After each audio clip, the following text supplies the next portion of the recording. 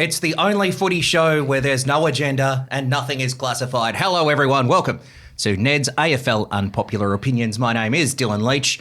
Joining me for another week is, well, they built this club on bricks, mortar, blood, sweat, tears, and Tom Rockliff, Port Adelaide legend.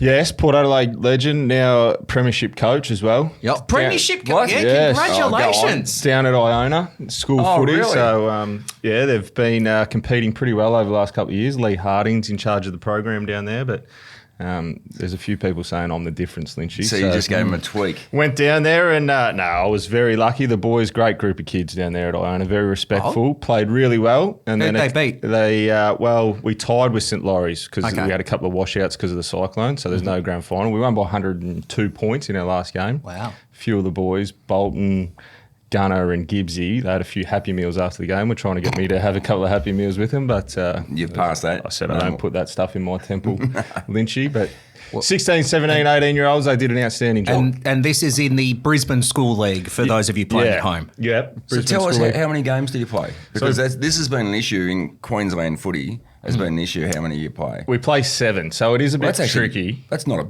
bad length season, really, because there's been years where they've played 3. Right. Yeah. So it is growing. It's certainly growing. And so Josh Dunkley coaches one of the teams. He coaches St Laurie's and Luke Hodges down there. Dane Zorko's out at Padua. Ryan Lester's at Villa. What about the soft cap? So, I mean, there's some... Well, speaking of soft cap, I'm in negotiations at the moment to sign an Alastair Lynch type contract down at Iona. So the little footy factory down at Iona. Get amongst it. So first Geelong Falcons footy factory, now it's Iona. Now it is Iona. So it's pretty healthy in southeast Queensland with these sorts of results. With this taste of coaching, obviously your finance business is going well. Yeah. Is there actually any ambitions of actually putting your toe in the water? In all seriousness. I don't think I would do senior level or go into an AFL club, but I got the fire in the belly. There was a couple of games. Oh, really? Yeah, so one game we played Padua, we were down comfortably. Sorry, we're a bit off track here. No, that's okay. We were down. The bus rocked up. We were supposed to start. They had 10 minutes to get ready, the boys. We'd 4 goals down, lose our best player. Benny Lillico goes down, couple of boys sick. Come back, have this amazing win, kick a goal pretty much on the siren to win the game. The fire in my belly was back. How good. I think when you coach, and I always said when you become a senior coach, they all change. And I can sort of understand it because you just want to see them do well. Yeah. You see the time and effort they put in. So that's what I got. And then there was a game against Villa where I got a bit fired up. Had a few words with the water boy. Was it the Oppo water boy? Yeah. Oh, really? Yeah. Well, he was on-field coaching, wasn't he? He was out there saying a couple of things, and me and Lee Hardy might have just said a couple of things to him to move on. But he was 12. School spirit. No, he was a man. He was 12. And to the left of Tom Rockliff, we have that rascally little Rum'un from Tasmania. Right. My left. My left, I should The left say. of Tom Rockliff. No, well, right. It depends what's going. Yeah, sorry, my left. They're looking. That's it. How well am I going this morning? Rascally little Rum'un from Tasmania, Alastair Lynch. It's good to be on again. Another great weekend of footy. Not as good as our mate winning the premiership. My week was good. Iona won the premiership. Oh, yeah, here we go. What about the launch down at Tasmania? How good. Rum'un. Speaking of high school production. Yeah, straight out of the Rock of Stedford, old Rum'un. Tell us about Rum'un. Any danger of getting a decent stadium or something to present on? No, well, I think to be fair, I think for the online content viewing broadcast, probably the audio wasn't great, but I love the Rum'un. You do? The Tassie Devil, yeah, I reckon he's good. I've got some different feedback. Yes, that makes one of us. Was that you in the suit? No, it wasn't actually. No, it wasn't. But no, I thought it was good. I love it. Yeah. Bit of character. It was good, yeah. Plenty of character. They used recycled materials, I believe. It's school uniforms and stuff. Probably should have left them in the bin. Oh, geez, that's harsh. No, what's the backstory of Rum'un? Rum'un? Yeah. Rum'un's a very Tasmanian term. Right. That a lot of Tasmanians still use. And actually, I've had a few people say, did you name it? And I can't take credit for the Rum'un name, but it's like calling someone, he's a character. He's a Rum'un. He's a character. Okay. Like he's a Rum'un. So right. Yeah, it's a Tasmanian name. for a Tasmanian animal. Are you going to teach us some more Tasmanian slang throughout the journey? Oh, if you want. Yeah, go on. It's pretty... Yeah, rascally old Rum'un. Yeah, we'll work on it. We'll give you a word a week. So Rum'un's the first one, character, and we'll come up with another one. Tassie word of the week, because you learn and earn. I don't mind that. And also, you got to be part of the Brisbane Lions flag ceremony at the Gabba yesterday. Well, it was. That was a special occasion, and to be honest, I'd rather not do it because it's not about our era. It's about the current team and the current era. But to be a part of it, and if you work with him, if you're walking out on the ground with Simon Black, you're going to get good support. And so everyone loves Blackie. So that was good.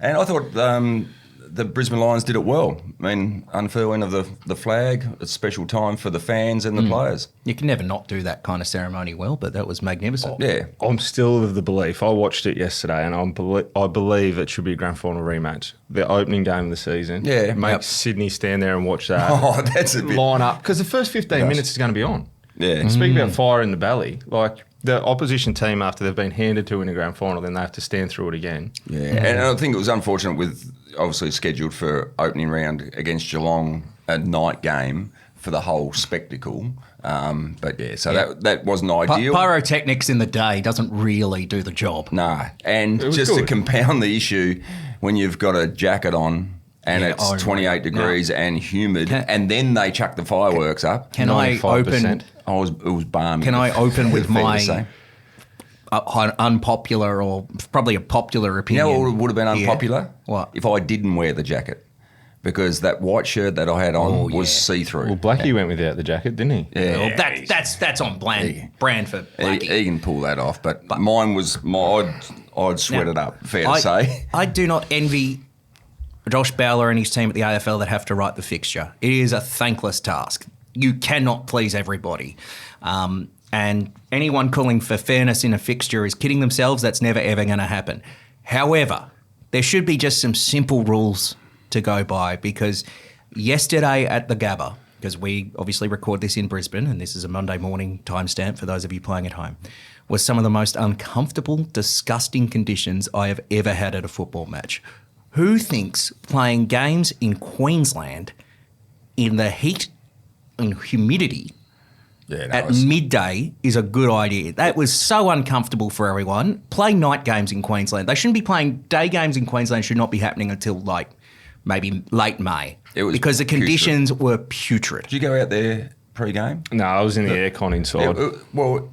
In all seriousness, I've never been to a football game where it's been as humid. Yeah, it was just so sweaty. And it dropped off. Probably by three-quarter time it started to cool off a bit. But maybe if they played it later in the day, it would have been fine. But playing at midday, the hottest time of the day... I think Fade said this. Have you ever heard of a noon football game?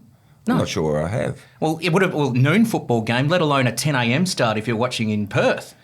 Yeah, it's just one of those things. It was just one of those days. I got up at 5 and took dog for a walk. And it was, here we go. You're up at 5 on your fitness campaign. It was again. 20. It was 23. It was muggy then, but then we got the rain. Yeah. It bucketed down, and then obviously once you get rain in Queensland, the sun comes back out, humid. And as you said, it is a tough thing, the fixturing. I don't envy the job. But I feel, that's got to be a little caveat you throw into the system. There just needs to be some general rules. It's like, okay, Queensland, play at night. Certain games, just go by the weather. And read the weather. And it's not, this is not about Brisbane. This is actually about the opposition team as well, that probably aren't used to the humidity, which is, why West Coast's performance early was so good.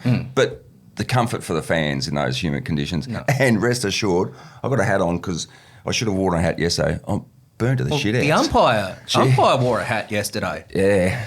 Umpires. Let's get on to that. Oh, well, we will get on to that. Remember at the Gabba one time, Jim Steins wore a hat until Maxie Kennedy took it off him and ripped it up because it wasn't a done thing. But yes. Yeah, I mean, it would have been more comfortable to play in Perth. I know it was hot in Perth, but it would have been a dry heat. Yeah, and a late afternoon. Just apply some common sense to the fixture. That there are things you can actually fix with the fixture. And yes, I know some people will go, you can't have two games on at the same time. Yes, you can. World Sport has that all the time. It's okay. People will cope. Talk about two games. This is digressing. Next weekend, next Saturday night. Well, yeah. That's a helpful. We'll talk about that later. I'm just talking about in a situation where you have to deal with the weather, sometimes you're going to face reality that, sometimes there's going to be multiple games on at the same time and we'll cope. But it's the comfort of the spectators and everyone involved. That was a big miss from the AFL. Put it in your notes when you're writing a fixture. Do not play in Queensland during the day in March. Right, done. What Done. else? Well, Other takes from the weekend. umpires. Well, Umpires. not to regress too much or smash them too hard, but the substandard at the moment, isn't it? From what we've seen, in my opinion, even the one yesterday. So the Jared Berry one where Harley Reid got him. He's mid-fly. He kicks it from he's got pressure all around him and it goes out of bounds. They play deliberate out of bounds. Yeah. But the free kick count on Friday night was incredible. Oh, that was ridiculous. So you have a 5-1 count in the Bulldogs' favour, and then for the rest of the game, I think it's 4-31 in Collingwood's favour. There's a couple that Dacos falls over the line, and that one's been spoken about, but clearly deliberate out of bounds. He falls over the line, and then you have a defender coming across to intercept the play, keeps it in front of him, and gets done for deliberate. That costs him a goal. So I think we need some clarity, or the umpires need to come out, or the AFL, and just say, we got this wrong. They're not going to, because they never have been wrong in the history. But I think it takes away from a couple of great games on the weekend. We don't want games to be affected by umpiring decisions. And I think we even seen it yesterday in the Brisbane West Coast game. I thought West Coast were pretty hard done by a couple of times. 50-metre penalties that resulted in Lions goals. Yeah, I think it was each way. Yeah. Both teams had a bit of a bad run with the umpires at different stages. Can I ask you too, when you were playing, could you always tell you were on the bad side of the umpires? Because I don't know if you count the free kicks or anything, but fans can always get a vibe that the umps have it. I've got a story for you yesterday. Yeah. So Matty Nichols, who is an umpire, who wore the hat yesterday. Would have been 2011, I reckon. 2011-12. Must have been 2012. And I seen him on the way in. I said, "This is our fixture, isn't it, Matty?" We pulled up at the same time in the car park, and he started pissing himself laughing because he goes, "Yeah, this is the one," because it's Brisbane versus West Coast. And I may have regressed in that game and called him a cheat. Oh, no. And he paid 3 free kicks in about 5 minutes against me. And we went on to win the game but we went on international rules, and he said, Lee Montagna asked him, like we were standing in New York at a bar, and he goes, who's the worst that's ever sprayed you? He goes, actually, that bloke over there, and pointed to me. So I think you can tell. To answer your question, you can tell when you feel like you're getting a bad rub of the green, and I certainly felt that day. Actually, you actually got a positive rub of the green because you were also there at the moment because it was played on front bar last week. Remind me when, was it Razor Ray went to, was it Sean Grigg and said, "Now we don't talk like that," and that was a free kick to you from memory. No, I think he balled it up. Okay. Against Richmond. But you were in that play from memory. Yeah, I think I had the footy. But yeah, I think you can certainly tell, can't you? Oh, you do. And playing fullback for Fitzroy, you felt like every decision was against you, even if your opponent took a chest mark. Well, did you not? You played in like the worst umpiring decision ever made, which was that Rod Jamison. That if you ever look at the vision there. That's the last. I reckon the last 5 minutes of that game. Yeah. We were home. Fitzroy were home. Oh, no. He was in the rack, and the decisions were going against us. I've watched that vision. It makes me angry. The thing with yesterday as well, you have them mic'd up as well. We do in Triple M as well. Yeah. And there was one play where the snap got kicked around. One umpire called play on, one paid the mark. So the West Coast player knocked him over and got a 50-metre penalty against. It should have been just a ball up. You can't have umpires making different decisions. So a bit of clarity around that for me. Yeah, no, it is a tough gig, and so Brisbane Lions supporters for most of the day felt hard done by. So far we've whacked the fixtures and the umpires, two of arguably the worst gigs in football. I've got one more after Lynchy. Lynchy.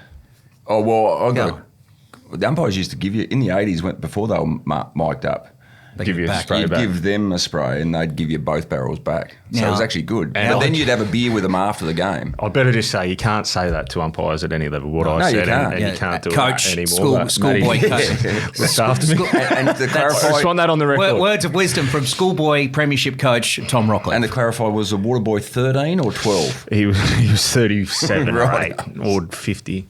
The Waterman. Yeah. Rightio. What are we doing? Have you got an unpopular? I've got one. If you want. No, you go.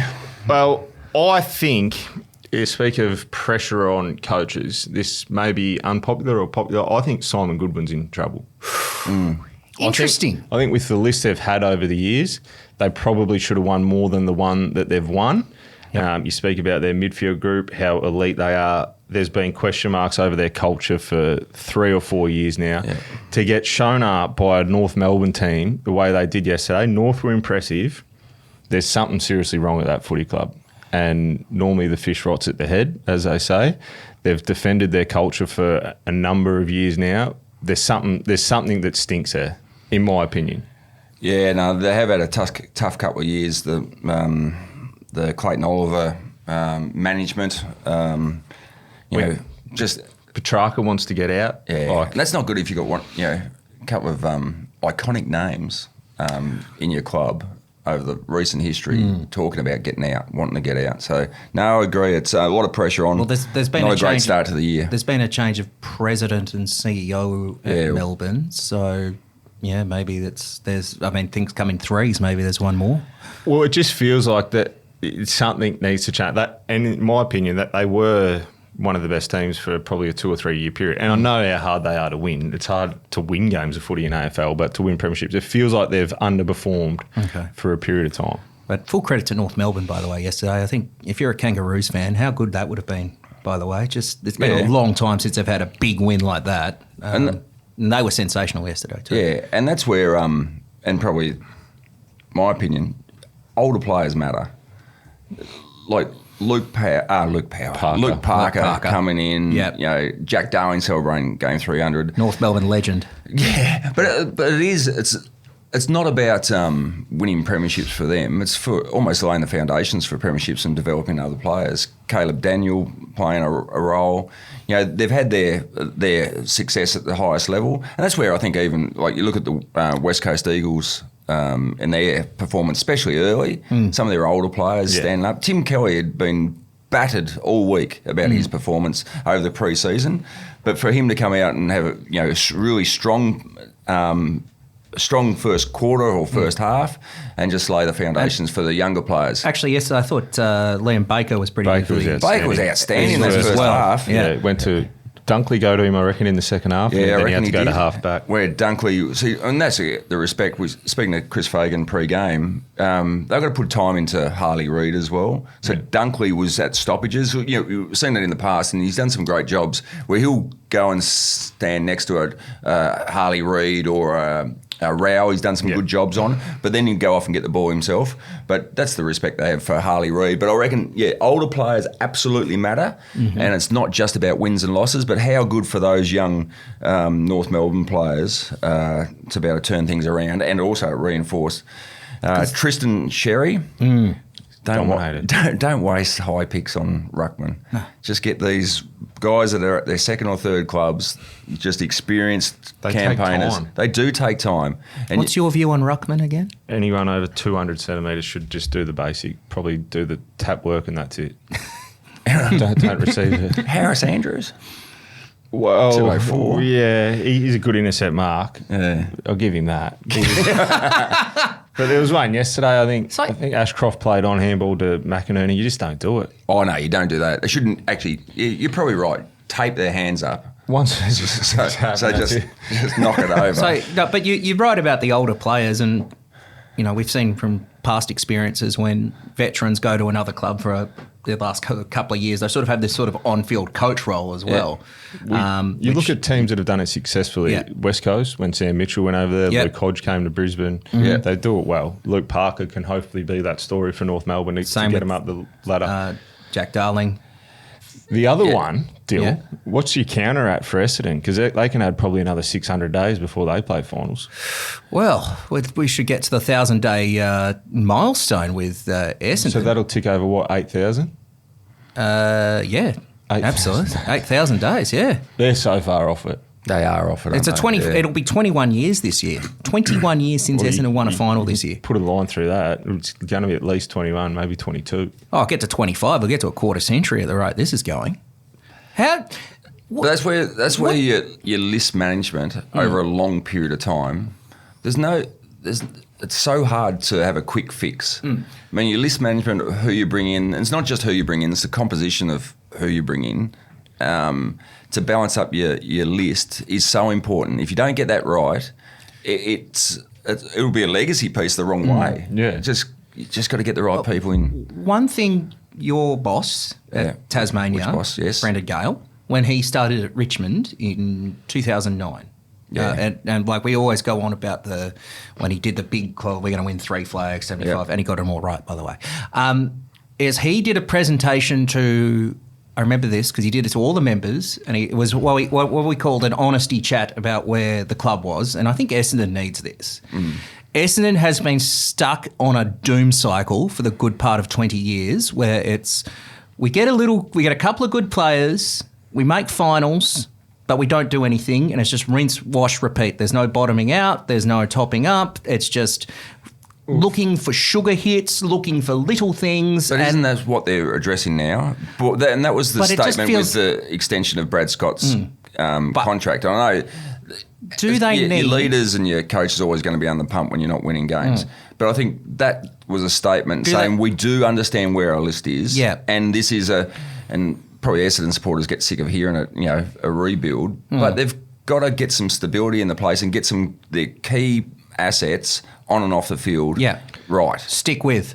And to that point, I think what you speak about getting the talent through the door. So that's one aspect of it, which they've had some high picks. Maybe they've got it wrong. Maybe they overpaid for Mackay as well. History will tell us the answer to that in the future. That's a prime example of list management. Yeah. It's not just grabbing an asset. They've got to cost the right. You can't compromise your list. And the next point to that is the soft cap needs to increase now because it's below the levels pre-COVID. They need to increase it so that a club like Essendon, or these developing clubs, North Melbourne, they can employ more development managers. So you have, for a rebuilding team, if you have an extra 2 development officers where Brisbane may use their coaches differently in the fact that they might bring in a senior assistant coach or someone like that because they're trying to win the flag. These rebuilding teams, if they can have more in development, like you don't spend more in your development so that you can fast track to get them 2-3 years, bang, they're all This is just Rocky trying to get a job after his premiership success. I don't want a job. Do a pitch. I mean, but say the extreme case, like putting together your football department for the Tasmanian Football Club, which is going to be a lot of young players, 17-year-olds, men and women that are going to come to Hobart, so they're going to move away from home, and so your list is going to be relatively young. That's where clubs almost outside of your soft cap, you should be able to almost spend what you can in that welfare or player development area to support these kids, so that. Because I think there's arguments about have your recruiting team identified the right person, or have they not been developed? That's right. In the club. So I think it's twofold. You've got to find the right ones that fit your environment, and then develop them properly and support them. There'll be a lot of speculation if we're talking about Essendon attracting certain. If we go back to Essendon, would Essendon? I mean, obviously he'd be great, no matter if they get him or not. But say Harley, the rumours about Harley Reid are true, and he picks Essendon as a club. Is that a smart move for Essendon? Because something tells me that just reeks of Messiah complex. We'll just get him and he'll fix everything. Well, kind of thing. Again, it's not just one player. But that's kind of been the mantra a club like that's had for a while. But you'd look for 3 or 4 players to come around that person and put the right people around him as well.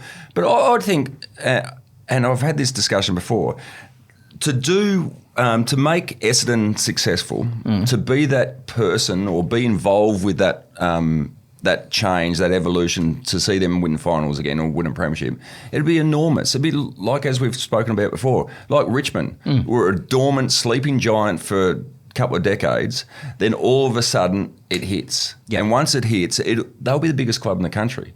Oh, absolutely. It'll be huge. I think it's an exciting opportunity. So I think there's plenty of attraction for key young players to actually go there. Yep. But if I was going there, I'd be wanting 3 or 4 others to come with me and make a real go of it. Shore them up a little bit. Yeah. Indeed. All right, moving right along to the next segment here on AFL Unpopular Opinions. We are going to have a quiz. You are listening to Neds AFL Unpopular Opinions, and boys, we are doing something a little different this week. We're going to do a quiz because I've just realised this year marks 25 years of football at Marvel Stadium, a quarter century. A footy at Marvel. How about that? Goes quick, doesn't it? Oh, it's quick. Just feels like it opened the other day. But our friends at the Rugby League show do a bit of a quiz, and that goes well. So I thought, why don't we test Rocky and Lynchy's? This concerns me. My memory's fading rapidly. I think it will go all right. So we'll do 10 questions. Your buzzers will be your name. So if you just want to chime in, you go Rocky, or Lynchy, and away you go. Okay. So 25 years of football at Marvel Stadium is our theme. It's 25 Marvel-ous years. Let's see what I did there. Okay. Question 1. Name the 2 teams that played in the first ever game at the venue. Rocky. I'll have a guess. I'm just going to say North and Essendon. No. Do you want a clue? Well, I'll have a go. Have a go.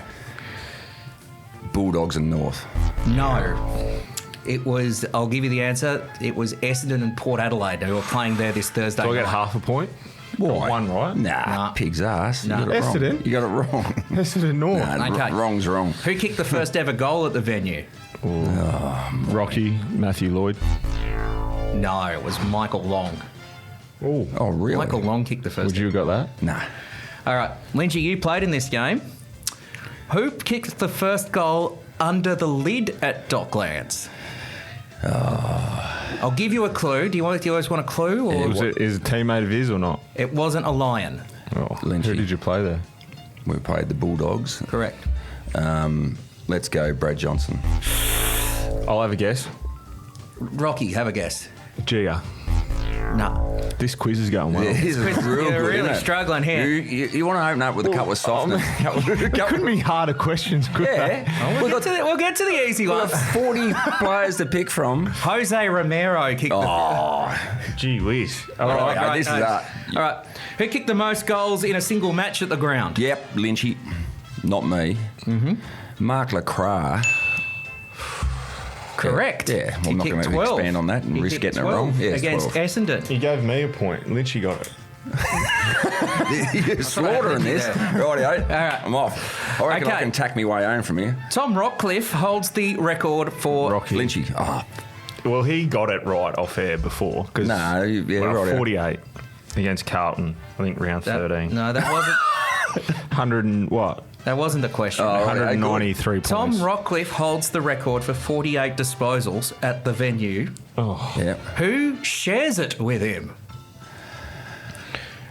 McRae. No, Scott Thompson. No, the Thompson from Adelaide. No. That is Scott Tom. Oh, No. Was there two? Who's the other Thompson? Who was at North Melbourne? No. I'm going to say like a Tom Mitchell or someone like that. You held the record to yourself for 1 week. Patrick Dangerfield equaled it a week later. Ah, right. Oh, right, yeah. There you go. There you go. Jeez, this is tough questions. Which player currently holds the record for the most games played and most goals kicked at the Lynchy. ground? Have to be a go Nick Rewalt. Correct. Well done. That was So Nick Rewalt, 184 games for 452 goals at the ground. Okay, time for a Price is Right question. Score check. Score check. Lynchy 2, Just checking. How many questions have we had? 10. So we're up to question 7. Are we having any good ones? Yeah, Right. you'll like this one. Lower or higher? This is a chance for This me is to a get a chance. This is like a Price is Right stuff. Oh, yeah. Alastair Lynch. Wait, so if we go over, we're out. No. Until you get it's Price is Right. So I go higher, lower, until you get it. Until someone gets it. So it's just like the Price is Right. Oh, yeah. Lower or higher? Lynchy. Guess the Alastair Lynch. Alastair Lynch kicked between 30 and 40 goals at the venue in his career. Tom, first guess. 34. Higher. Lynchy. 39. Lower. 36. Higher. 38. Lower. 37. Correct, Tom. Well done. And your biggest goal, your biggest haul of goals, Lynchy, at the venue was 7 against the Tigers. How many games did he play there? He played 15 games for 7 wins and 8 return. losses. No, not really. Not playing for 2.5. 2.5 a game. That's not bad. And also, like, five of those come in one got quarter. the They did. Yeah. your career's got a full spectrum because you played at the suburban grounds and the Docklands, Yes. under the lid as well. Okay, question 8. Be interesting because you're the most international player. who played them on the most grounds. Anyway, look at that later. I think it's Homshi, I think. Yeah. So he played for the Giants, Port Adelaide. Yeah, I think so. Yeah, right. So he played at a lot of venues. Yeah. Okay. It's certainly not Scott Pendlebury. No, Let's put it that Scott way. Pendlebury. Good, that's a good point. But yes, I can claim the like the Windy Hills, and Moorabbin right. and Vic Park and all those. You famously said you hated the Western Oval, and much to EJ's disgust. Oh yeah, no, that was. You and Don Scott hate the place. I don't think I said. Did I hate it? I don't reckon I said I hate it. I think you did. But geez, I was petrified. So Big Teddy come out on the Channel 7 News the next day and just ripped shreds off me. I didn't say another thing for 2 years. Probably one person you don't want to upset. Nah. Okay, surely one of you will get this. Name all the sponsors of the Lynchy. Docklands event. Lynchy. Telstra Dome, Yep. Marvel, Yep. Etihad, Yep. Colonial. I'll pay that. What do you mean you'll pay that? Yeah, that's correct. That's all four. That's all four. Yeah. Yep, all four. So Colonial Stadium from 2000 to 2002, Telstra Dome 2003 to 2008, Etihad 09 to 17, and Marvel is the current. I can't win. Well done, Lynchy. Jesus. You're home. Let's just see how. Let's see if Rocky can get some. I would have got that one. Okay. St Kilda Geelong, round 14, Highest 2009, scoring ever. one of the greatest games ever played. Also got the record crowd for the venue of. Is that the winning streak? Lynchy. No, that's not part of the winning streak, unfortunately. Lynchy. Yep. Peter Riccardi. What's the question? No, it's just you're about to. It's a who am I? Is he out then? Is he out? You're out of this. So this is for you to. Oh, so it's not Peter You're Riccardi. out. So is it 5, 4, 3, 2, 1 then? So I can win? Yep. Don't change the question. No, now. not changing the question. I I'll reckon just I got continue. it right. Lynchy, you're out. It's not Peter Yeah, Riccardi. kick the- You got 5 questions. St Kilda, Peter Riccardi was long retired by then. Round 14, right. 2009. 2009. Who took the mark and kicked the sealer to win the match for his respective team? It was Geelong, wasn't it? I think Geelong won. St Kilda won. There's a charity question here for Rocky. For 5 I was points. feeling... Was it number 1? One of the best games ever played. Yeah, it was high scoring. They were both undefeated, weren't they? They were both I remember the undefeated, game. yeah. St Kilda fell in. I can't remember who kicked it. Let's go...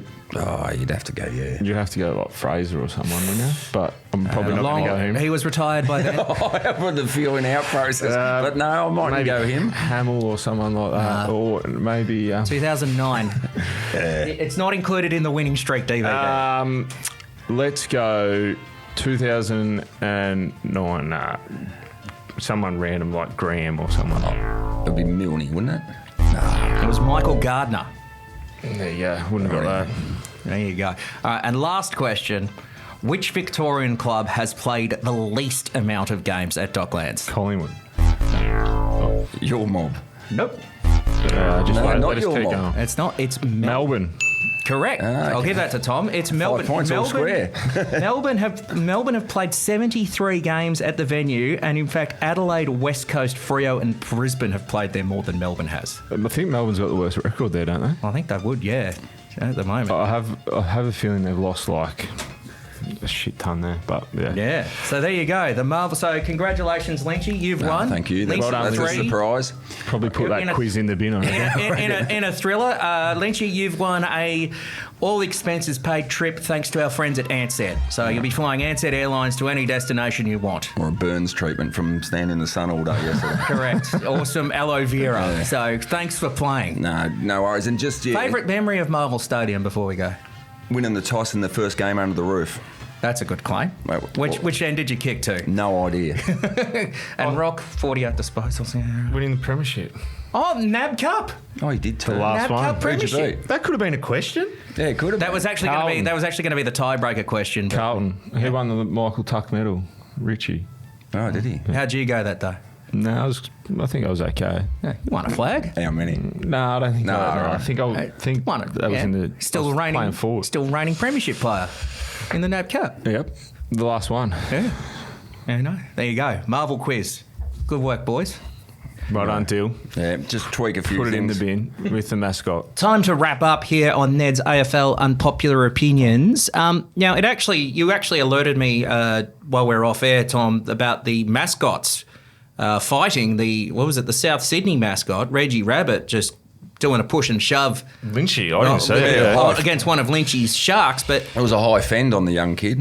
do you think, how would Reggie Rabbit go against Rum'un? Oh, Rummin. Straight for the throat, Rummin. Have a look Would at he? him. Have a look at him. And they're like the bull terriers. Once they lock on the devil, that's it. You're not getting them off. It'll control the rabbit? Oh, that's what they do. That's what devils do. They just stalk the rabbit, bang, and Get gone. So we need maybe we just need to get like a UFC type octagon, get Rum'un in there, get Reggie Rabbit in there, and away we go. Oh, it'd be embarrassing. Rum'un for the win. Chuck Rummin in with the Hawks, Eagles, be feathers flying everywhere. Don't worry. And he might even, not that it happens a lot, rarely seen, but he might spin like the Warner Brothers version. Ooh.